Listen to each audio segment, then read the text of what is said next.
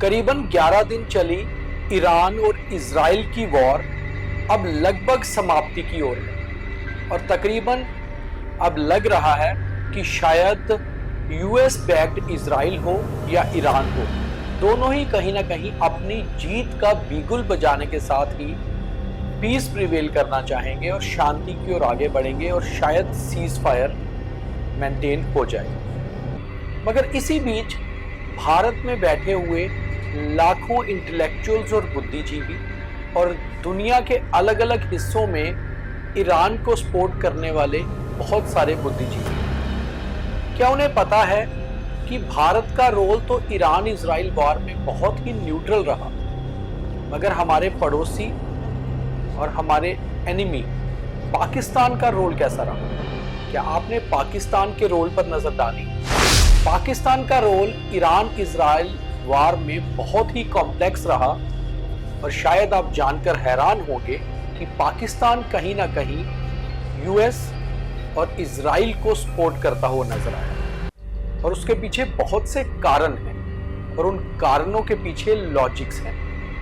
जो लोग तो ये लॉजिक समझते हैं वो तो जानते हैं कि पाकिस्तान ईरान के विरुद्ध रहा है और इस वॉर में भी पाकिस्तान ने कहीं ना कहीं यूएस को सपोर्ट किया, इजराइल को सपोर्ट किया ईरान के अगेंस्ट, और उसके पीछे पाकिस्तान के बहुत सारे निजी फायदे हैं। और पाकिस्तान एक ऐसा कॉम्प्लेक्स मुल्क है जो हमेशा अपने फायदे के लिए किसी भी हद तक जा सकता है और फिर जब बात चाहे इस्लाम की हो या बाकी चीज़ों की, उन्हें भी दरकिनार कर सकता है। तो इस पे पूरा आपको डिटेल में समझाता हूं कि आखिर पाकिस्तान का जो कॉम्प्लेक्स रोल रहा उसके पीछे कारण क्या थे। Hello everyone. SR College of Competitions has been guiding civil services aspirants for the last 25 years with consistently strong result and a track record of successful candidates. If you're a graduate, our regular batches are designed to give you a focused start for IAS and JKS examinations. अगर आप college में हैं, हमारे foundation batch will help you build the right base from the beginning. Our course offers complete syllabus coverage, prelims plus mains, GS paper 1 to 4, essay and CSAT. We have experienced UPSC and JKS faculties.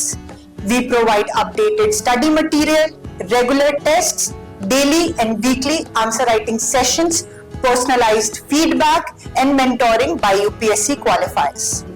For free guidance session, you can call on the numbers given on your screen. नमस्कार, मेरा नाम दीपक खजूरिया है। आप the news room 24 आवाज देख रहे हैं और पाकिस्तान के कॉम्प्लेक्स रोल पर हमारी ये स्पेशल रिपोर्ट। सबसे पहले बात करते हैं जिस तरह से यूएस ने 2 दिन पहले ईरान के कुछ ठिकानों पर अटैक किया और खास तौर पे खुद भी ये साफ तौर पे मान लिया। डोनाल्ड ट्रंप ने मीडिया के सामने आके कहा कि हमने जहां जहां न्यूक्लियर के काम चल रहे थे वहां पर अटैक किया है और हम नहीं चाहते कि न्यूक्लियर पे आगे बढ़े ईरान। और इसकी अगर हम थोड़ी सी हिस्ट्री की बात करें तो ये बहुत ही इम्पॉर्टेंट पहलू रहा इस पूरी वॉर का। जो 11 दिन ये वॉर चली उसमें बहुत सारे इजराइल ने भी स्ट्राइक किए ईरान पर और ईरान ने भी स्ट्राइक्स किए इजराइल पर। दोनों मुल्कों ने एक दूसरे पर मिसाइल्स दागी, बहुत सारा नुकसान भी किया, मगर इसी बीच जो यूएस का अटैक था वो बहुत इंपॉर्टेंट था। और आज तक इससे पहले कभी भी जब भी वेस्टर्न इंटरवेंशंस हुई हैं वेस्टर्न एशिया में तो उन कंट्रीज का लंबे तौर पर कहीं ना कहीं नुकसान हुआ है, चाहे फिर वो इराक में 1992 और 2002 के अटैक हों या लीबिया में 2011 का अटैक। जब भी वेस्टर्न कंट्रीज ने कहीं ना कहीं एशिया में आकर, खास तौर पे वेस्टर्न एशिया में जिसे हम मिडिल ईस्ट कहते हैं, वहां पर आकर इंटरवेंशंस की हैं, उसका नुकसान हुआ है।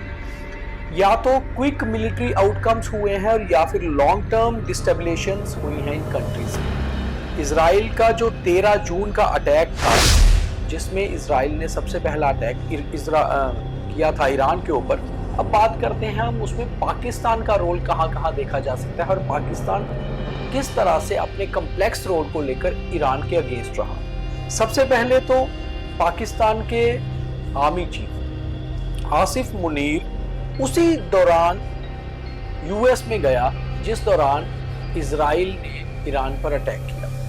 इजराइल का पहला अटैक 13 जून को हुआ और उस समय आसिफ मुनीर वाशिंगटन पहुंच चुका था।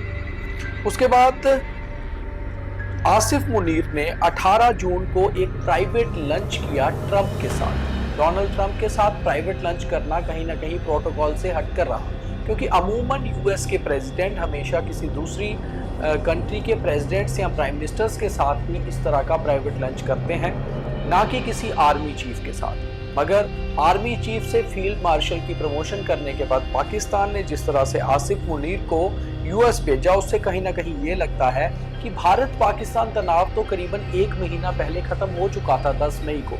उसके बाद आसिफ मुनीर का इस तरह वाशिंगटन जाना, यूएस जाना और उस विजिट के दौरान खास तौर पे डोनाल्ड ट्रंप के साथ लंच करना, और वो भी एक प्राइवेट लंच करना, ये दर्शाता है कि कहीं ना कहीं इजराइल का जो अटैक ईरान के ऊपर होना था उसमें पाकिस्तान का रोल कैसा रहेगा, इस चीज़ को लेकर यूएस ने कुछ ना कुछ डिक्टेट ज़रूर किया होगा पाकिस्तान के आर्मी चीफ को। पहले बात ये कर लेते हैं कि यूएस में इसके क्या इंटरेस्ट रह सकते हैं पाकिस्तान को लेकर। तो अगर हम जून की ही बात करें तो Pakistan was praised in a senate hearing by general Michael Kurilla, the head of US central command, CENTCOM जिसे कहा जाता है। उन्होंने पाकिस्तान का प्रेज किया था और उन्होंने कहा था कि Pakistan is value as a partner for us, यानी कि साफ तौर पे ये बताया था यूएस के सेटकॉम ने कि पाकिस्तान उनके लिए एक पार्टनर के तौर पे बहुत इंपॉर्टेंट है और ऐसा पार्टनर जो टेररिज्म को काउंटर करेगा। इसके पीछे भी एक एग्जाम्पल और लॉजिक है। वो लॉजिक ये है कि पाकिस्तान ने 26 अगस्त 2021 को जो काबुल एयरपोर्ट पे एक हमला किया गया था आतंकियों द्वारा, जिसमें कि 13 यूएस सोल्जर मारे गए थे, उसके पीछे जिसका हाथ था उसका नाम था मोहम्मद शरीफुल्लाह। मोहम्मद शरीफुल्लाह दरअसल अफगानिस्तान में था और मोहम्मद शरीफुल्लाह को गिरफ्तार करने में पाकिस्तान ने यूएस की मदद की। इस मदद को लेकर यूएस बहुत खुश था और वो कहीं ना कहीं पाकिस्तान को टेररिज्म के खिलाफ अपनी लड़ाई में अपना पार्टनर बता रहा था। वहीं दूसरी ओर यूएस का इंटरेस्ट अब साउथ ईस्ट एशिया से हटकर वेस्ट एशिया की तरफ ज्यादा बढ़ रहा है और उसके कारण भी हैं, क्योंकि उन्हें वहां पर अपना एक स्ट्रॉन्ग बेस बनाना है। कतर उनके साथ पहले से है, इजराइल भी उनके साथ है, इराक को वो डिस्टेबलाइज कर चुके हैं, अफगानिस्तान में भी हालात बदल चुके हैं और अब ईरान की बारी थी, क्योंकि ईरान लगातार यूएस के हाथ में नहीं आ रहा था और ऐसे में इजराइल और ईरान का जो कॉन्फ्लिक्ट हुआ उसमें यूएस को अपना लाभ मिल गया। और ऐसे में ईरान का सबसे क्लोज पड़ोसी पाकिस्तान अगर यूएस के साथ खड़ा होता है तो यूएस को कहीं ना कहीं आने वाले दिनों में ईरान को डिस्टेबलाइज करने में बहुत फायदा होगा और पाकिस्तान को वो अपना बेस बना सकता है। अब बात करते हैं पाकिस्तान के ईरान से रिलेशंस कैसे हैं, रिश्ते कैसे हैं। तो पाकिस्तान के हमेशा से ईरान के साथ कॉम्प्लेक्स रिलेशन रहे हैं, कभी भी पाकिस्तान और ईरान में बहुत अच्छे रिश्ते नहीं रहे। इसके पीछे जो सबसे बड़ा कारण ये है कि पाकिस्तान जो एक न्यूक्लियर कंट्री है वो कभी भी नहीं चाहती कि कोई और Muslim majority country nuclear power बने, क्योंकि इससे वो अपना इकलौता न्यूक्लियर पावर देश जो एक मुस्लिम देश है वो होने का अपना एक तमगा खो सकते हैं। इसलिए सबसे पहला कारण यही है कि पाकिस्तान जो एक सुन्नी बहुमूल्य मुल्क है वो कभी भी नहीं चाहेगा कि ईरान जो एक शिया बहुमूल्य मुल्क है वो न्यूक्लियर पावर बने। इसलिए पाकिस्तान सबसे ज़्यादा ईरान के अगेंस्ट है।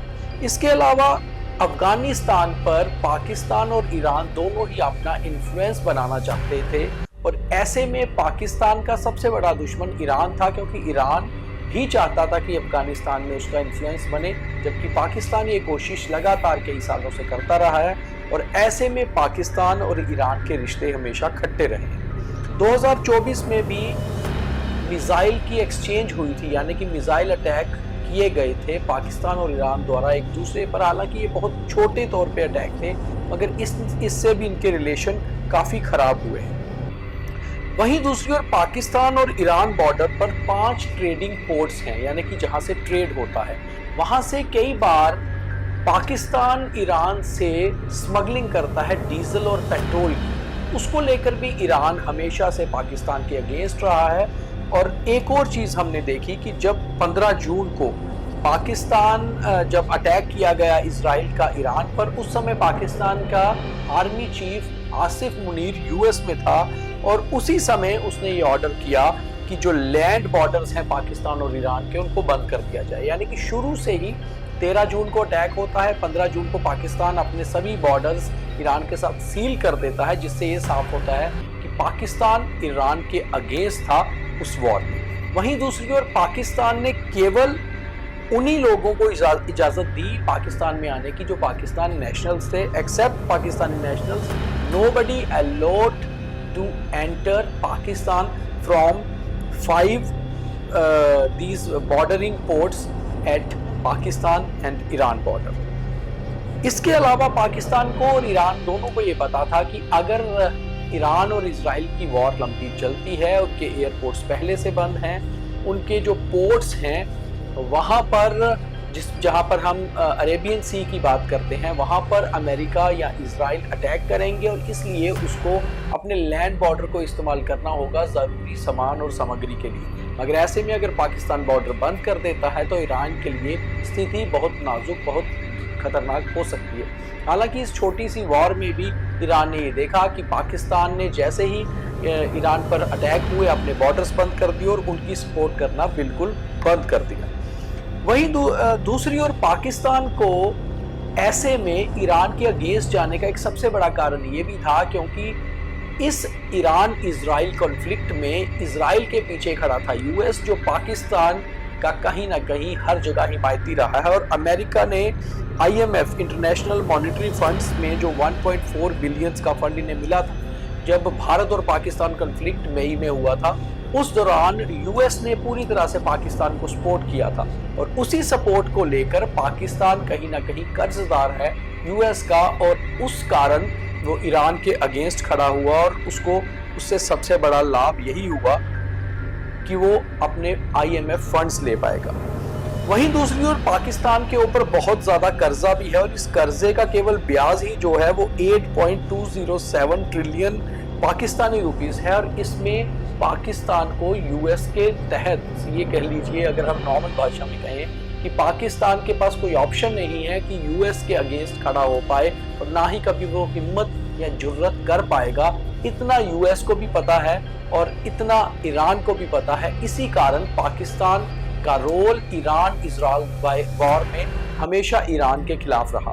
तो बड़ी बात यह आती है कि जो बुद्धिजीवी लगातार ये भारत में बैठकर बात करते हैं, जब भारत और पाकिस्तान का कॉन्फ्लिक्ट हुआ तो उन्होंने पीस प्रिवेल करने की बात की थी, जबकि इजराइल और ईरान वॉर में वो ईरान के साथ खड़े नजर आए।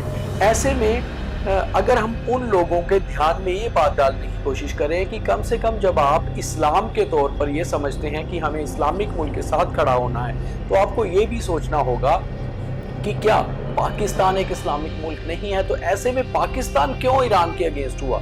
क्या पाकिस्तान हमेशा से ही अपनी दोगली नीति के लिए मशहूर रहा है? क्या पाकिस्तान सिर्फ अपने फायदे के लिए ही किसी को सपोर्ट करता रहा है? तो यहाँ पर बात इस्लाम की नहीं है, यहाँ पर बात न्यूक्लियर पावर बनने की है और बात यह है कि आखिर अपने फायदे को लेकर कौन किसके साथ खड़ा होता है। तो ऐसे में पाकिस्तान का रोल ईरान इजराइल वॉर में क्या रहा वो मैंने आपके सामने रखा। और अगर आपको ये डिटेल्स अच्छी लगी तो ज़्यादा से ज़्यादा लाइक, फॉलो, शेयर भी करिए और नीचे कमेंट करके ज़रूर बताइए कि पाकिस्तान के इस कम्प्लेक्स रोल को आप कैसे देखते हैं। बहुत धन्यवाद।